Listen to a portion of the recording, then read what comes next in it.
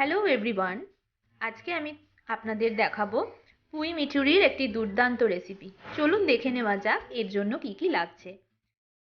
এখানে আমি 300 পুই মিচুরি নিয়ে নিয়েছি, একটা ছোট আলু, একটা মূলো আর একটা বেগুন ডুমো ডুমো করে কেটে নিয়েছি।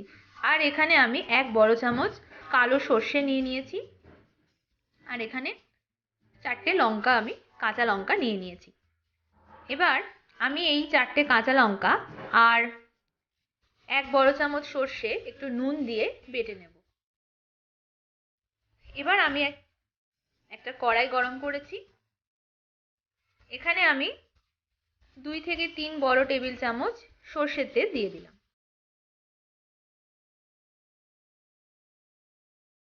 তেলটা থেকে একটু ধোঁয়া বের হলে আমি এখানে 1 বড় টেবিল চামচ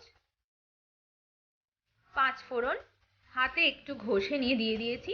আর 2 থেকে 3টে শুকনো লঙ্কা ফাটিয়ে দিয়ে দিয়েছি। এবার যে সবজিগুলো কেটে রাখা ছিল, বেগুন, মূলো, আলু, সব দিয়ে দিলাম। এখন আমরা পুঁই মিচুরিটা দেব না, আগে এই 3টে জিনিস আমরা ভালো করে নুন আর হলুদ দিয়ে কষে নেব।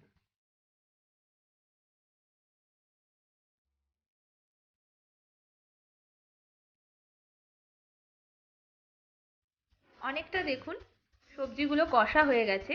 এবার আমি যে পুঁই মিচুরিগুলো ছিল সেগুলো দিয়ে দিলাম।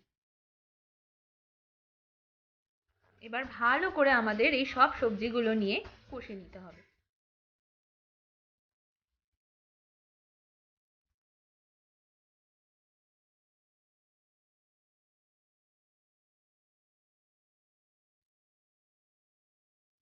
এখানে আমি চিনি যোগ করলাম 3 চামচ। 3 থেকে 4 চামচ চিনি এখানে যোগ করেছি, কারণ এটা একটু মিষ্টি মিষ্টি খেতে হবে। এটার স্বাদ জাস্ট অপূর্ব, আপনার রুটি কিংবা ভাতের সাথে এটা জমিয়ে খেতে পারবেন। আপনারা প্লিজ বাড়িতে এটা একবার ট্রাই করে দেখুন, আপনারা নিজে আমাকে কমেন্ট সেকশনে বলবেন যে অপূর্ব হয়েছে। এগুলো সবই আমাদের পুরোনো দিনের রান্না, আজকালকার দিনে এগুলো খাওয়া হয়তো খুবই কমে গেছে, কিন্তু তবু আমরা খাবো। আচ্ছা, এখানে দিয়ে দিয়েছি আমি সর্ষে বাটা আর লঙ্কা দিয়ে যেটা বেটে রেখেছিলাম সেটা দিয়ে দিয়েছি। আর সামান্য মশলা ধোয়া জল আমি এখানে অ্যাড করে দিলাম।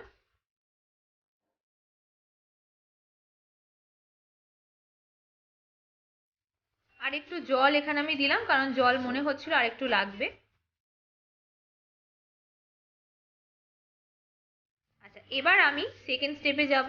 এটা ঢাকা দিয়ে দিলাম, সেদ্ধ হতে থাক। এখানে 10 থেকে 12টা গোটা রসুন নিয়ে নিয়েছি, যেটা জল ছাড়া আমি বেটে নেব।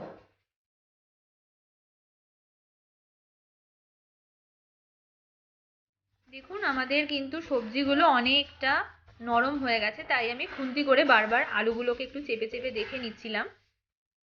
আবার আমি আর একটু সেদ্ধ হতে দিলাম।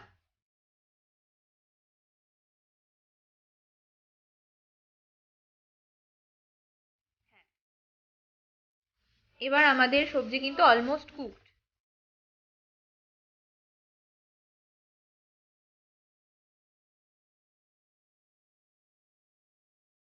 আচ্ছা, এবার আমি এই সবজিগুলোকে তুলে একটা থালায় সরিয়ে রাখছি। এবার আমরা সেকেন্ড স্টেপে যাচ্ছি। এখানে আমাদের রসুন ফোড়ন দিতে হবে, যেটার জন্য খুব সামান্য, অতি সামান্য তেল দরকার। যতটুকু ফোড়নের জন্য প্রয়োজন ততটুকু। এবার যে রসুনগুলো আমি বেটে রেখেছিলাম জল ছাড়া, সেগুলোকে আমি দিয়ে দেবো। এই রসুনের গন্ধটাই কিন্তু এই সবজির মধ্যে থেকে যাবে।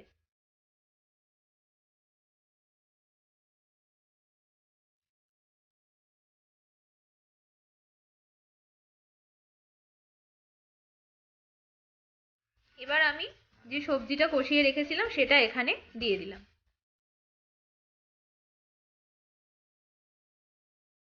আপনারা অবশ্যই কিন্তু একটু চেখে দেখে নেবেন যে মিষ্টিটা ঠিক হয়েছে কিনা, নুনের ব্যালেন্সটা ঠিক আছে কিনা।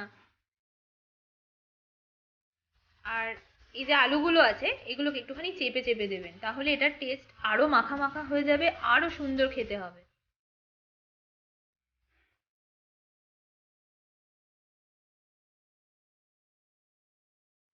আমাদের এটা পুরোপুরি রেডি হয়ে গেছে।